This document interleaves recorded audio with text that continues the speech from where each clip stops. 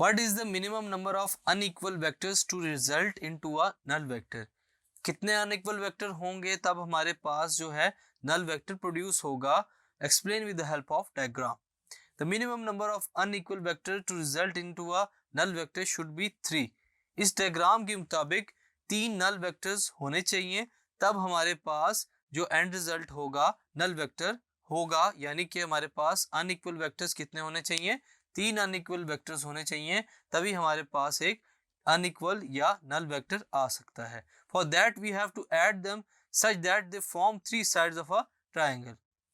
हमें इसको इस तरह ऐड करना है कि ये तीनों वेक्टर्स क्या बना ले?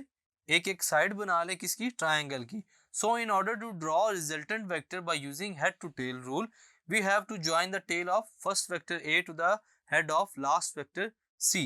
a की जो टेल है हमें उसको किसके हेड के साथ जोड़ना है? c के, which is already coincides with each other, so it will give us null vector as a resultant vector। तो इससे हमें क्या मिलेगा? रिजल्ट में रिजल्टेंट वेक्टर 0 यानी कि नल वेक्टर।